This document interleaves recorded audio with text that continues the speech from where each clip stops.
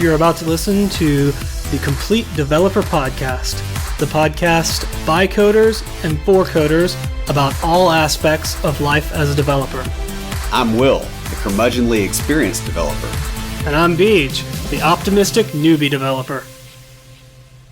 Welcome to another episode of the Complete Developer Podcast. Before we get started, I want to do a quick shout out to a friend of ours that we met down in Atlanta, Jason Belcher. He has been just such a huge help. I don't know if you guys have noticed the quality of our audio has been going up drastically the last few episodes, and it's been because of him. He's been giving me some tips and pointers on Twitter and then privately through some emails. And he wrote something to me that I just have to read on air because it is absolutely awesome. And Jason, when we get some t-shirts in, which are on order, we've got one for you that we're going to send down to you. Nice. And what he wrote was, I love how bombastic and energetic Will is, balanced against your, referring to me, calm bedside manner. I don't know that the comparison has ever been made where I'm bombastic and you're calm. I guess I can see that, though, because you probably edit out when you're bombastic a little bit more.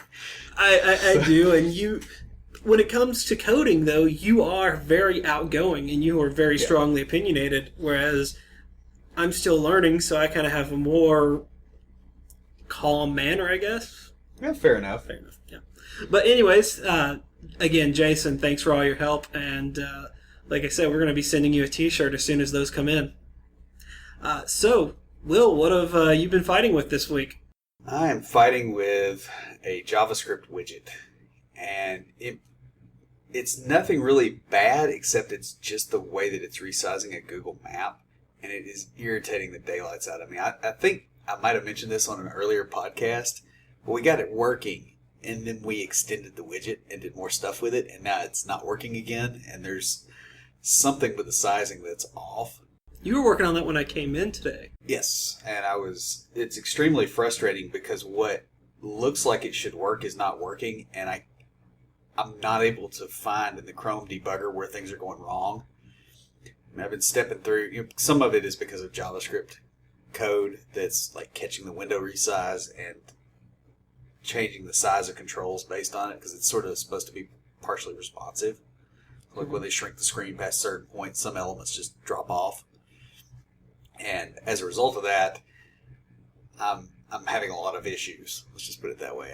It's been pretty frustrating. And then I've got, at the day job, I've got a pretty large component that I'm going to be showing to clients. And so that's piled on top of that.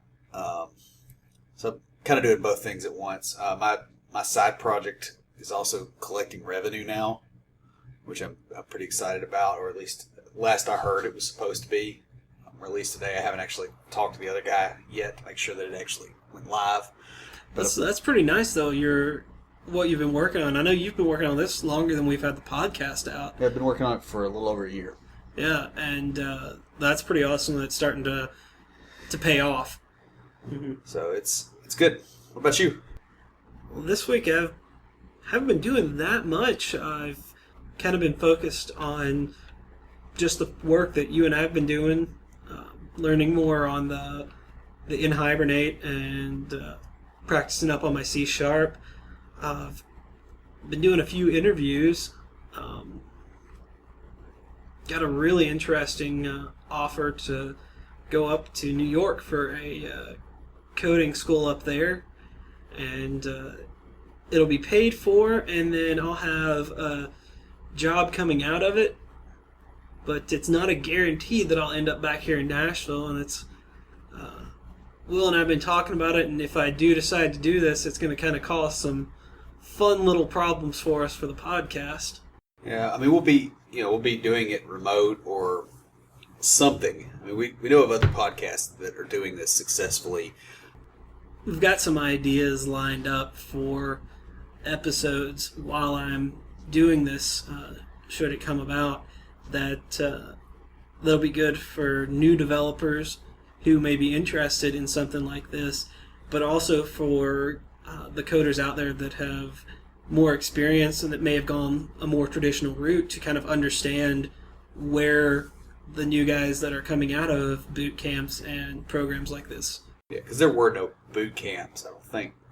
Actually, there may have been when I first started, but the cost was so exorbitant that, because like right now if you take this gig, they're paying for your training. Mm-hmm. Whereas when I started, if you wanted to do the boot camp, you paid for it. And most boot camps are like that still. Yeah. And they range from about 5 to 10,000 up to 20 to 30,000 depending on where they are and what they offer and how long they are. Yeah. Well, I've been doing that, and I've also been working on some of our social media campaigns, and actually got an email today from Google that our Google AdWords campaign has been so successful they want to do a consultation with us.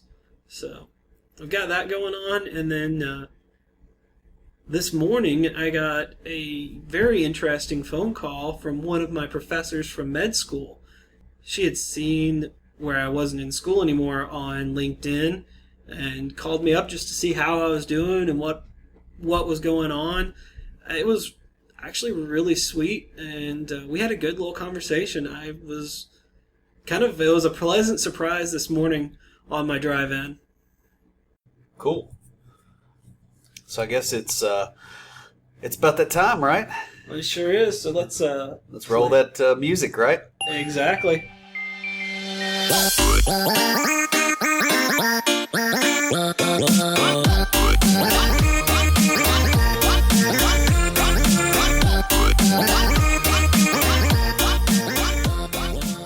This week for IoTs, we're continuing our talk on languages for IoT.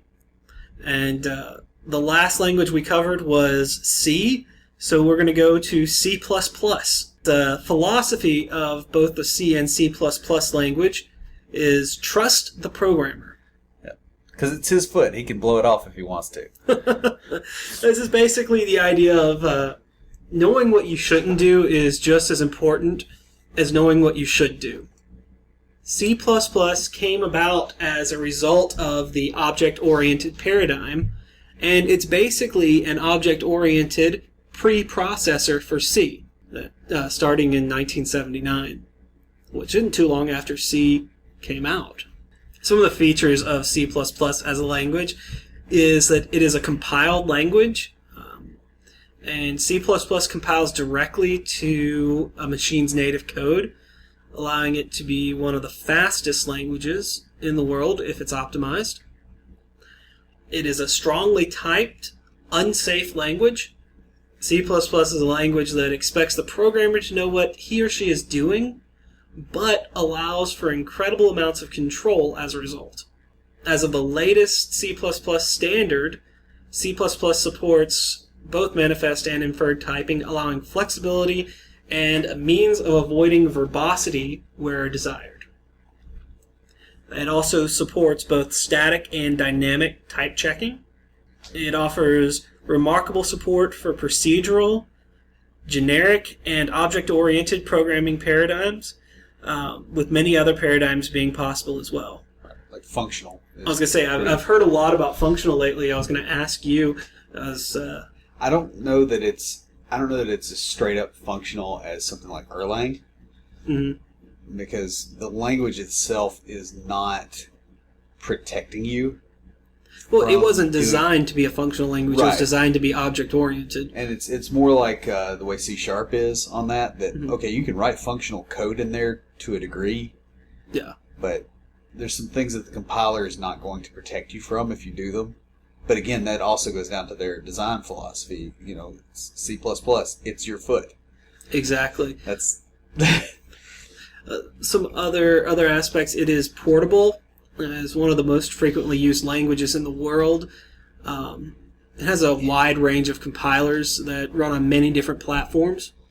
And it underlies a lot of other compilers as well. A lot of other systems. You'll get deep enough. If you're doing something like Ruby, Python, C sharp, you'll at some level start calling into libraries. If you go down far enough, you'll get into C++. Mm-hmm. Of course, it'll be compiled down to assembler. On that same note, it is upwards compatible with C. Yes. Considering that it builds directly off C, it's compatible with almost all C code. You can put C code in it, but not the other way around. Exactly, yeah. And it can use C libraries with very few modifications. Yes. And another neat thing you can do, or maybe a sadistic thing you can do, is actually inline assembler as well. I think you've mentioned that before. Yes, I've done that a few times. It didn't go as well as I would have liked. The other really great thing is just the tons of libraries out there. Yes. For C++. And I don't think we really need to go into why this is a good language for IoT, because we pretty much covered that. Yeah. And the majority of this information comes from learncpp.com, which will be linked in the show notes. So, what do we have this week? In this episode, we're going to discuss 10 reasons why you might not want to go into development. And before we do this, I think it's probably important to explain why we're doing it. The main reason is it's better to know now rather than later if you're getting into development or if you're kind of early in your career. It's also easier to work on personal issues beforehand. Some of these things can actually be trained out. Some of them can be dealt with. And if you know it going in and you still really want to do it, you can find ways to cope. Whereas if you just end up in a work environment and you have to deal with it, that's probably not ideal. And the first one is you don't deal well with change. As software developers, we're exposed to change on a constant basis. If you're in the JavaScript framework space, pretty much your framework will change about every 6 months. You know, some other spaces are a little bit more mature, not as fast moving. You know, if you're doing C Sharp, well, Microsoft is going to change your data access framework every 4 or 5 years on average. I mean, that's the way it's worked since before .NET. And, you know, some older technologies, I mean, even, you know, some of the Delphi programmers I've worked with, you know, their database access technologies change. This is Delphi. So if you don't deal well with change, you're probably not going to do too well. Yeah. Now, the other thing that can be a little dysfunctional here is while being afraid of change is bad, it also goes the other direction. And always wanting change can be just as destructive. Like if you flit around from one thing to the next, always jumping to the new, you know, for instance, in JavaScript, if you jump to the new framework every time something new comes out, you're not going to get anywhere. Well, this goes back to what we had talked about in previous episodes about resume-driven development. Yeah, it's that, and it's not even necessarily about resumes so much as it is quickly getting to a point of discontent with what you're working with. You've got to figure out how you're going to strike a balance on how you deal with change, because it's going to be up in your face all the time. Yeah, and it causes, you know, loss of knowledge, systems knowledge. There's an incredible amount of time that's wasted in trying to keep up with every new change.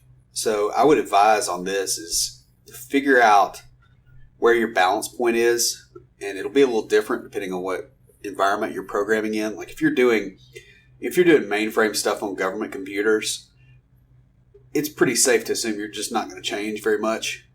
Whereas if you're doing, again, JavaScript frameworks, which seems to be the most pathological example of constant change. I like it, but holy cow, man, it's rough.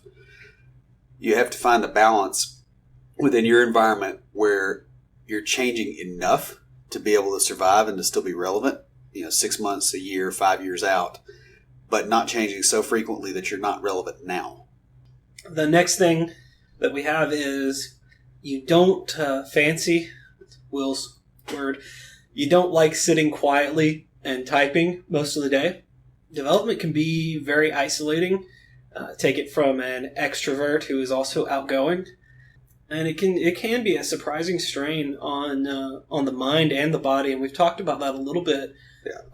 I know I've noticed different areas of my neck and shoulders hurting that didn't before. Yeah, and sometimes you're you're sitting and you're dealing with computers so much that it warps your view of how interpersonal relationships should work. Oh yeah, I've had conversations with friends that are developers, and it's kind of where the term pedantic nerd comes from, because sometimes I have some friends that take everything you say literally. Yeah, well, I mean, when you're in that mode of thought, social interactions, especially if you were already a little bit socially awkward, if you just sat in front of a computer for, a week or two and you didn't talk to anybody other than dealing with a machine, I've had those sort of things, or dealing with my wife and one other person for a few weeks, and when you come out of there, you are sometimes a little bit socially stunted at best. The other thing you'll see is an inability to read subtle cues because you've been dealing with a machine all the time that tells you what's wrong. It either tells you what's wrong or it doesn't, and you go figure it out, not it halfway tells you. Yeah, that can be difficult. Yeah, it's almost a mental context switch, and so it's relatively difficult. And there's another aspect that comes out as well. That has to do with self-motivation. Most places you will actually like working don't micromanage. Right. You're not going to have somebody checking on you every 15 minutes to make sure you're getting things done because, well, for one thing, that's a horrible development environment. If you are actually productive, that'll kill it. I could not imagine someone pestering me every 15 minutes. I've worked there. How do you get things done? You don't. And eventually you get downsized. And you're completely okay with that. Yeah. And the other side of this is it can be really bad if you have trouble motivating yourself. Yes. And I've known quite a few developers that, even if they started out well, they'll go along, 6, 8 months, a year, 2 years, and then suddenly something changes and their motivation is gone. That maybe they're tired of working on what they're working on, or they feel like they aren't appreciated, they have problems at home, and suddenly their ability to self-regulate and self-motivate on their code disappears, and their productivity just drops to zero or close to it, or they just barely skate by. I can totally see that. I mean, coming from the education in med school, that was a big thing where you had to be self-motivated because there was so much self-study that you had to do. If you weren't doing that, you weren't making it. And it's sort of the same deal here. Now, it can be really good if you are able to self-motivate, because then you can thrive in this environment. But you always have to watch, because your ability to self-motivate is not a constant. It's a variable. Yeah, you got to be able to, well, it's almost like you have to be able to know when to ramp up the self-motivation and know when you're almost like you're coasting along and you can back down on it some so that you don't burn out. It. Yeah. Exactly. Yeah, and you have to figure out how to ramp up quickly too. Yeah. Like for me, honestly, getting a little bit ticked off mm-hmm. will get me way more productive and way more motivated. See, that wouldn't work for me because I get ticked off and I lose focus. Of course, I don't stay angry very long. I get ticked off and I call you and rant for a little while and I'm fine. Yeah. I work best and I'm most motivated when I am detached. Yeah. I can't be detached. I either have to be really happy or a little bit irritated, maybe a little hungry, but you have to figure out what those cues are for you, what your emotional state is, and manage that and notice when you're slipping one way or the other. Another thing that will indicate that you probably shouldn't get into software development is when you have difficulty with long-term, heavily abstract thought. One of the most important facets of software development is your ability to take a problem and put it into terms where you can actually solve it. Either break it down, abstract it, break it into pieces, look at it as a system, turn it into a tree, whatever you have to do to make it where it's a solvable problem. It's very highly abstract. It's very similar to the way that in mathematics you break down equations and you figure out how you can cancel variables out and how you can do things where you can get it to where it's actually solvable instead of... Yeah, if you can do the problem my sister posted on my Facebook page this morning, you're pretty good. it was kind of funny. It was an algebra problem, but she said, math problem of the day. What time is it if it's 9 times closer to noon from midnight than it is from midnight to noon? You have to kind of abstract that out and create the variables. And now I woke up and, all right, I'm that guy that wakes up and checks his Facebook on my phone. And I woke up and saw that and just immediately went into problem-solving mode and posted the answer. Then I got a text from my sister a little later in the day, I guess when she went on her lunch break, that said I got it right. So that sort of abstraction is pretty central and core to software development, and it's really a learned skill. I don't really think that it's necessarily. It's obviously not something you're born with. I think there's people that aren't capable of doing it. Well, it's just like there are people that. It's just like I can't dunk a basketball. There are people who are able to do this easier than others, and some that can't do it at all, and some who learn it and take a natural inkling to it, or can just go right into doing it as soon as they learn how. Yeah, but it's very important to look into how you are able to deal with abstract problems, and some of it is just figuring out ways to think about things, because maybe the way that I abstract a problem might not work for you. So it's somewhat subjective. It generally doesn't, and I'll tell you guys, being the Padawan to Will being my mentor, Code Monkey and Code Flunky. Yeah. Right. The way his mind works doesn't always match up with the way mine does, but a good mentor is one that recognizes that and can help you find the way that your mind works. Yeah. Same thing with a good teacher. Both of my little sisters are teachers and will back me up on this, I'm sure, that a good teacher doesn't teach you so much the way they do it, but they teach you the way you do it. Exactly. And the reason heavily abstract thought is also a bit problematic is you can't always write things down, because some things just don't lend themselves well to paper. I completely understand that. I've tried to do that a few times when in my studying code, and sometimes I'm trying to I spend more time finding a way to write it down on paper than you would coding it. Exactly. Because code is how you write it down. You don't write it on paper and then code it necessarily. I mean, it's great if you can. Don't get me wrong. It's if you can abstract it and do it in a way that you can actually put it on paper, and the problem is, at that level where that's doable, great. That's like when we were first starting the podcast, like before we'd even recorded our first episode, we had the whiteboard, and we were kind of trying to outline what we were going to be doing and where things were going to go. We went through 2 or 3 different times where we just completely erased the whiteboard because... Yeah, we couldn't agree. Well, it wasn't that we couldn't agree. We could not come up with a way of writing it down that was actually effective and conveying the information back. Exactly. And it wasn't until we started recording and editing and publishing that we really got the flow down. Yeah, and we still don't have it perfect, but it's a way better. Yes. Now, there's a good quote here from Edgar Dijkstra. You might recognize his name from computer science. The effective exploitation of his powers of abstraction must be regarded as one of the most vital activities of a competent programmer. Because that's essentially what you're doing. You're trying to convert a problem into the human form into something a machine can actually execute under the constraints that the machine has.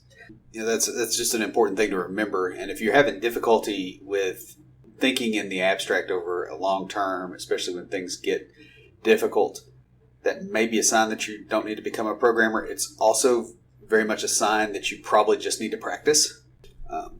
Now, the next thing that can be problematic is, at least in the development career as it is right now, hopefully this gets better, is if you don't like job hopping. If you think that you're going to get a job and you're going to stay there 30 years, 40 years, and then retire, that's probably not going to happen. If you think you're going to stay there 3 years, 2 years, 1 year, a lot of times, that's not really the way it goes. I mean, sometimes it does, right?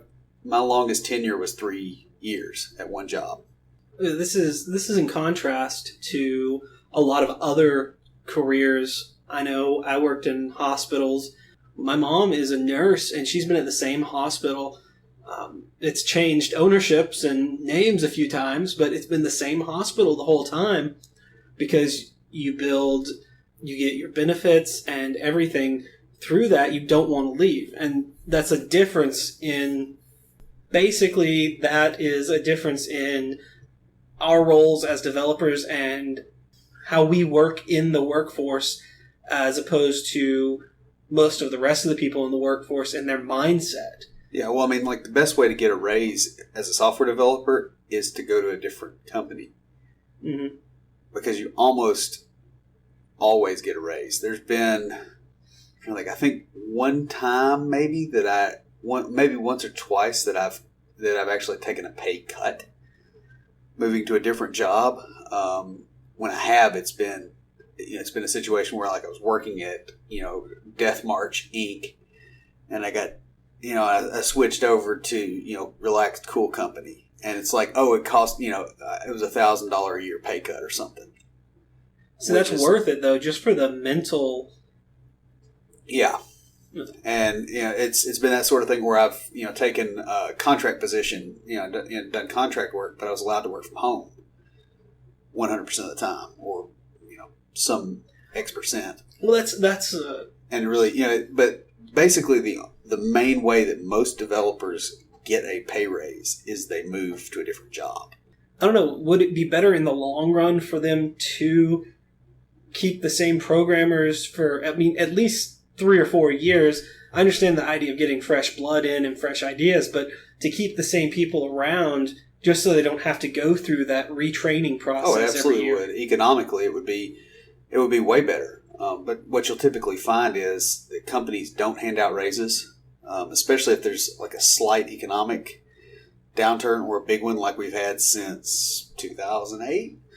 Mm-hmm. They don't give out increases, or they do that little thing where they go, oh, let's give you an increase at just under the rate of inflation, under the reported rate of inflation, which is that makes sense. It's those raises are almost a slap in the face because it's like, okay, they know enough to know that you're expecting to be able to keep the same living standards, and it's like they gave you a raise, but they're not going to give you enough to actually make it. It's almost like they're treating you as if you are at the peak of your pay grade. I know when I was working at the hospital, I got several raises the first few years until I reached the maximum I could, the top of that pay grade. And my mother's been there for a long time. The only time she ever gets a raise is when they raise the pay grade. Yeah. But she's been at the same job because she has her retirement through there. She has her benefits through there. And yeah. And it's just not that way for developers most places. You'll see some companies, I've worked at a few where you go in and they're like, oh yeah, this is so-and-so. He's been at the company for 20 years. You'll see a few of those, but you're mostly not going to see that. You will see another thing, which is called the Dead Sea effect.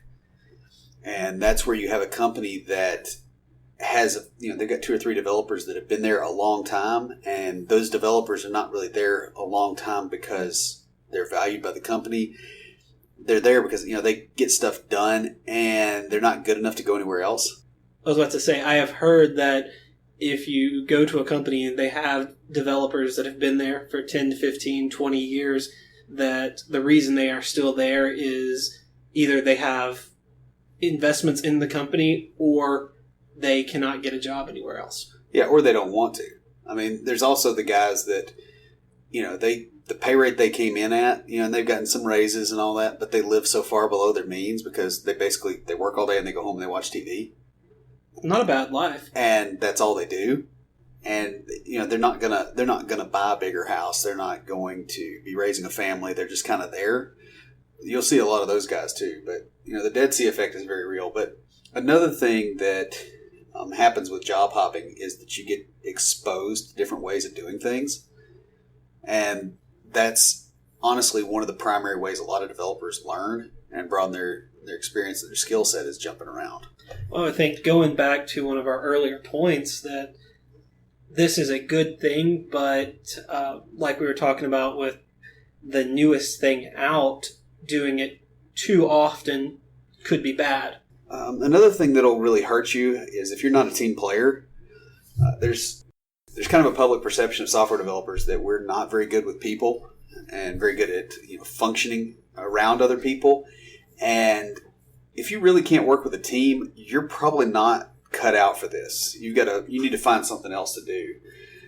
The days when software development was a one-person show where you could build a product and launch it and do everything by yourself and do everything that was required, including the project management, the documentation, release planning, and all those pieces.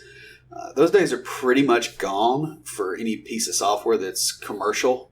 Of course, if it's internal, then you have an internal customer and you still have to deal with that problem.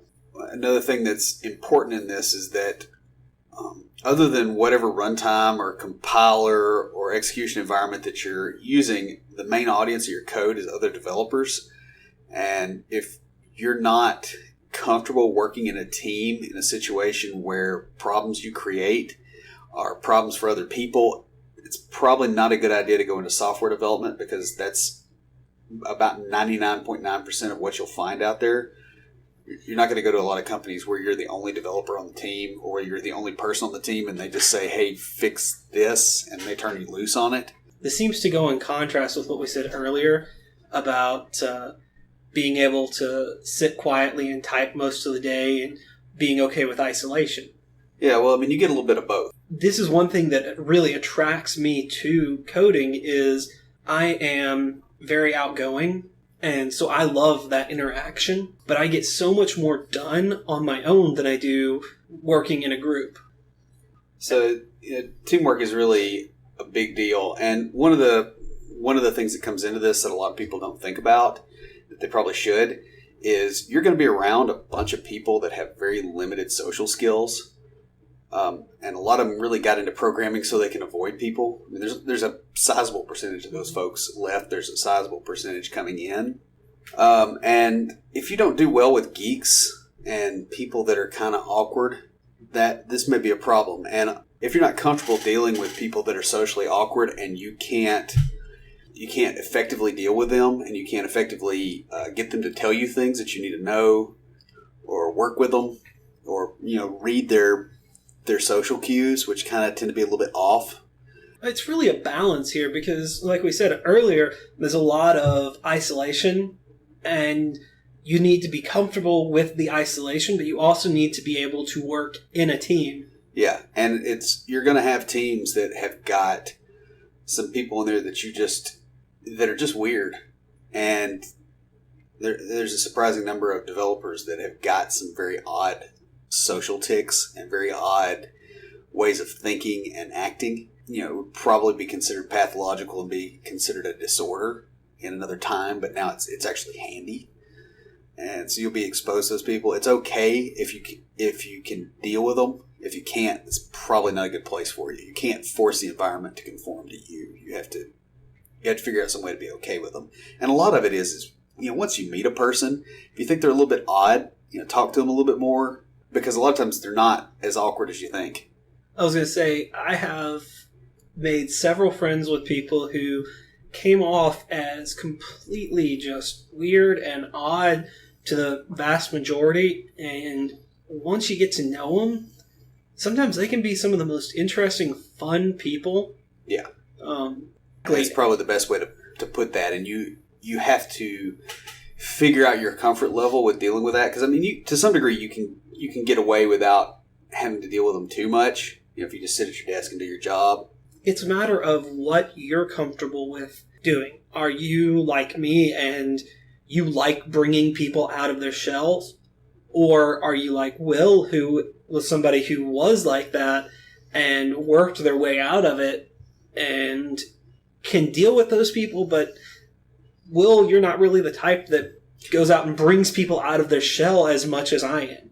Right. That's not my thing. No, it's not. And so you have to find out what type of person you are, and So, again, that kind of comes down to communication, which brings us to our next point. Which is, you might not want to be a developer if you are not an effective writer, or if you can't clearly express your ideas. Software is hard enough without trying to follow the logic of someone who can't express their ideas. And I know I can talk from personal experience here. As a new developer, I want to get out there and expose myself to as much code as I can, but I also want to show what I know and what I can do. I'll get on and look at stuff on GitHub and see this code that is very well documented, and it is super helpful, and I learned so much from it.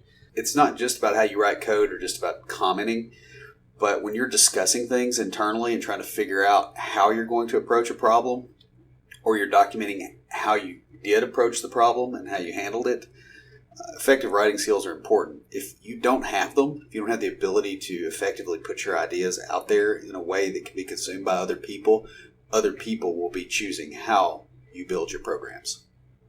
Exactly. It's a power and control thing, and you will lose it if you don't have that ability.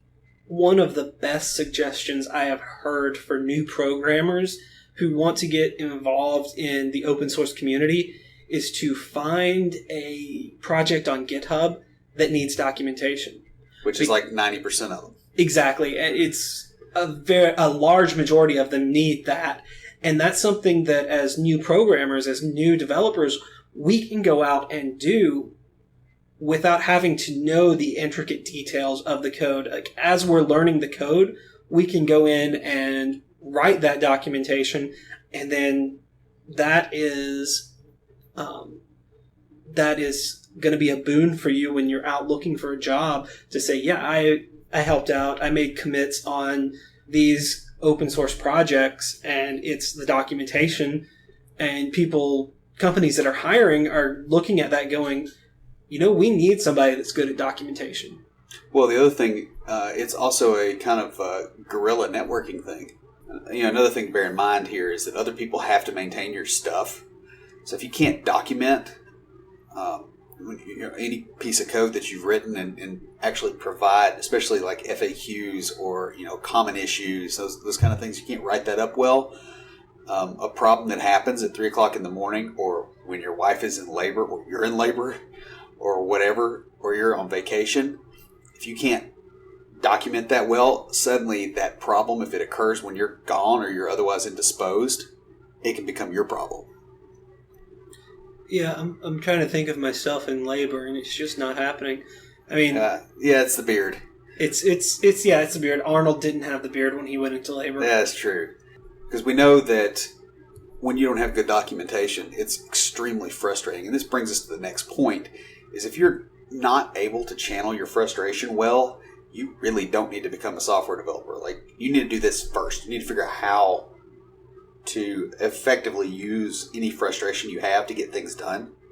And it doesn't have to be the same way that other people do it. Like we've explained before, Will, your way of dealing with frustration is you take that and use that as motivation to go in and solve the problem or go in and code. Whereas me, I don't code effectively when I'm frustrated. Right, so you take it as a sign that you need to step back from the problem and get a bigger perspective, whereas I take it as a sign I need to attack because it's a personality difference, and both work.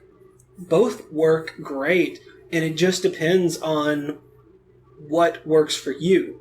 And I'm sure there are other modes out there to deal with frustration than just the two that you and I use. Oh yeah, there's dozens. But the main thing is if you cannot deal with frustration, with a frustrating situation, and you can't effectively either step away and look at the problem a different way or attack it or do something effective, like if it just completely tangles you up, then the first thing to come along that you can't immediately solve is going to sink you. Yeah, that's very true. That is a horrible place to be, because not only will the first thing coming along sink you, but you know it and you get to dread it. Yeah, and it's one thing if this happens while you're learning or while you're in school, but imagine yourself in the workforce and hitting that point for the first time that it really just knocks you off your game and you're not able to get anything done and you don't know what to do to fix the problem. Well, I mean, you'll have those moments anyway. I mean, I have them, as a senior dev. I mean, when you got here today. Oh, yeah. Well, I'm not saying... I was fighting with something that I still couldn't figure out, but it's the fact that I know, and I'm still very frustrated, and I'm hoping it's not coming out of my voice in the podcast, but, that bug is going to die when you leave here tonight. And yeah, that's kind of what I was saying was, you know how you deal with that. And for you, that is motivation to work harder. Like when I got here, I sat back and let him do his thing because that's what would make for a better podcast and make for life easier on him. And this brings up another thing about resilience, because frustration is a thing that causes a lot of problems, and this kind of funnels back into your code, because if you're not resilient, you're not planning for failure modes. Right? This is the next thing in the list. Is if you don't like planning for failure modes, if you want to write code and go, okay, everything is going to work every time, the first time, in all environments, and you don't like to think about how it can go wrong because you think that's pessimistic or because it's just not the way you think, you're going to have a bad time. I've written things that I tested on everything else that I could think of, but I just didn't test on my machine because that was my setup. And so when it was a game for my nieces, and when I put it out there for them to play, I went on to kind of play it on my machine so that I could tell them how to play, and it didn't work. It worked in IE and Edge and Firefox, but I use Chrome, and it didn't work in Chrome. Yeah. Well, and there's some developers will probably have heard of this before. But there's Weinberg's second law of software development, and that law is if builders built buildings the way programmers wrote programs, then the first woodpecker that came along would destroy civilization. That's Gerald Weinberg, Psychology of Computer Programming. It was published in the early 70s, I think. Is that something I should read? Well, yeah, with your psych background, you probably should. But failure modes are something that you have to be comfortable planning for. You have to be a little bit comfortable having sort of a pessimistic thought pattern. Doesn't mean you take it into the rest of your life, but you do have to use it when you're developing. Sort of like lawyers always tell you when you're signing a contract, begin with the end in mind. Well, you write your code with everything that can go wrong that you could possibly think of in mind. It's almost like I'm a realist with a pessimistic attitude and an optimistic view. Well, the thing about it is if you plan for the worst that you can think of and you catch those things early, you can make the best happen. Exactly. But when you don't plan... Yeah. And, failure modes never happen when it's convenient. That's the important thing to really take away here. It's not going to happen when you're sitting there debugging. It's going to happen on the server at 4:30 in the morning when you're flying to California or something. I was going to say Bora Bora, but yeah, you're not unless you really job hopped a lot to increase your salary. Which leads us right into the very final point that we have to make is you really might not want to be a developer if you're just looking for a job. Programming is a craft, as much as it is engineering, and without a sense of pride, you're just going to produce the same as everybody else, and everybody produces crap. Yeah, well, at some point, we all do. Yeah, everybody poops. Toilet. Yeah. That's a book, I believe. No, but you will eventually produce crap if you don't take pride in your work, because it will make you slipshod. It'll make you, if you don't take ownership of a project that you're working on, your output is going to be pretty bad. Maybe not initially, when it's still interesting, but when you're a few months in, you're bored, and you're not looking at this thing going, okay, this is my baby, and I want to make it run well, and this is my artistic expression, but this is how I'm paying the power bill this month. I told you guys in the intro that I got a call from one of my former med school professors today. And she was telling me that she was sad that I wasn't still in school and thought I'd make a great doctor.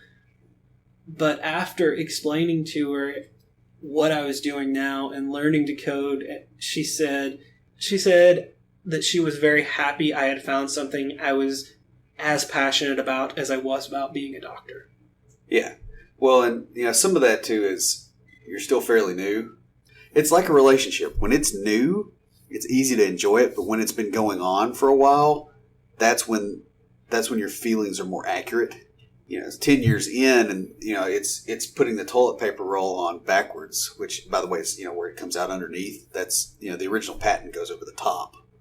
It should always go over the top. There's no question whatsoever. That's the way the U.S. Patent Office patent application for the toilet paper roll is. So if you're doing it the other way, you're a heathen. But you're just wrong. Yeah, there you go. Did you see what we said about pedantic nerds?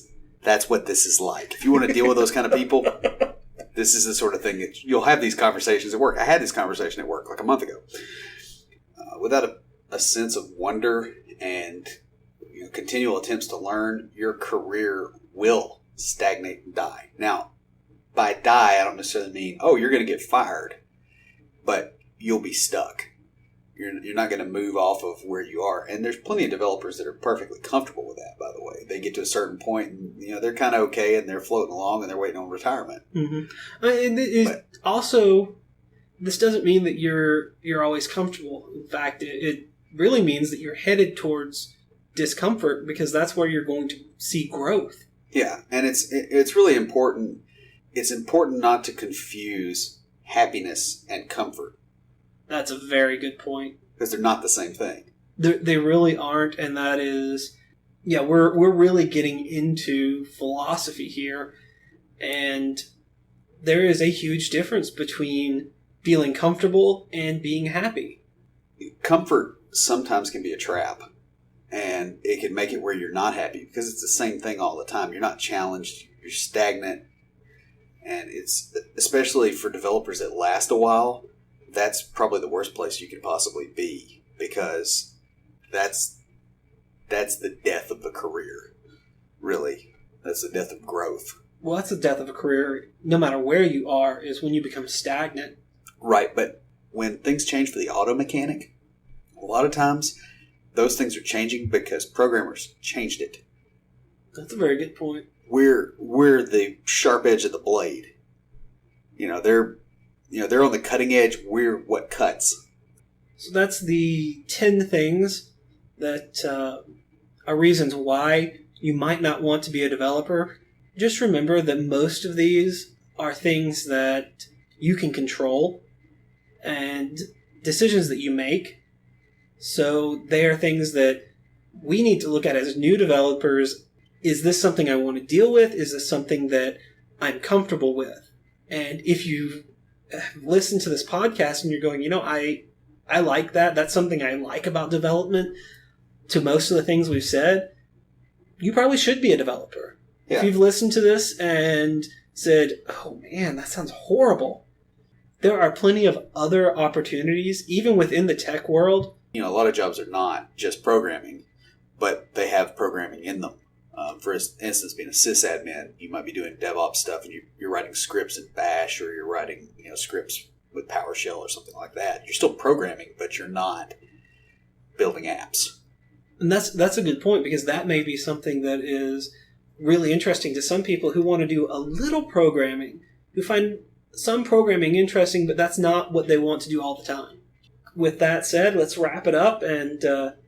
Will, what do you have for us this week for Tricks of the Trade? Well, this week I have one of my favorite tools that I use probably at least 2 or 3 times a day. In fact, used it for about 5 hours this morning.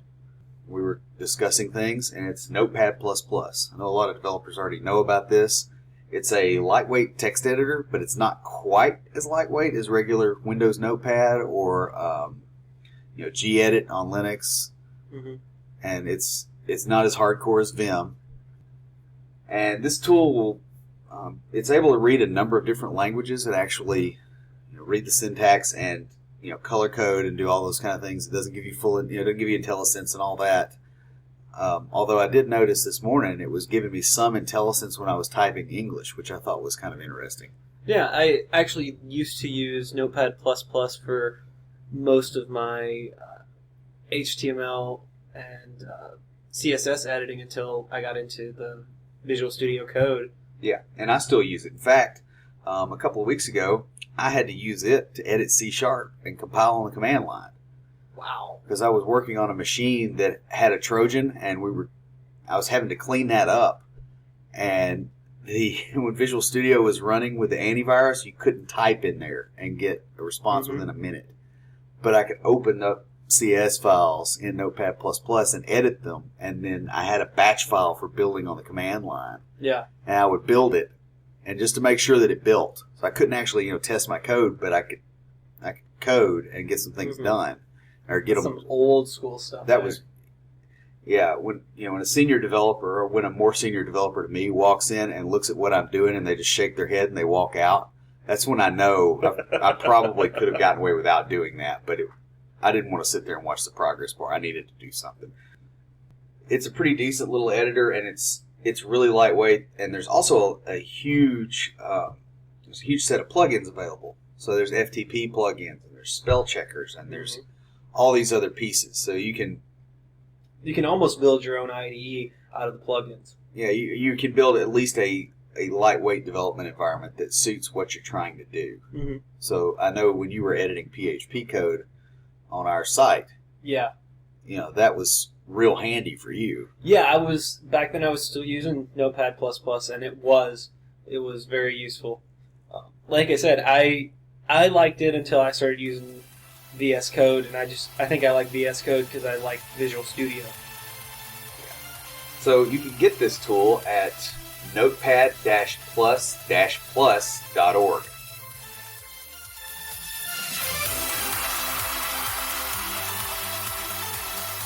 If you have a question or comment for us, please email us at neckbeards@completedeveloperpodcast.com. Our theme music is an excerpt from Stand By for Titanfall by Pure Bells, available on SoundCloud and licensed under Creative Commons. The intro music for IoTs is OMFG Hello by Argo Fox and is also licensed under Creative Commons and available on SoundCloud. For references, show notes, and to sign up to our email list, be sure and check out the website at www.completedeveloperpodcast.com. You can also follow us on Twitter at CompleteDevPod and like our page on Facebook to keep up with news about the show. Thanks for listening. See you next time.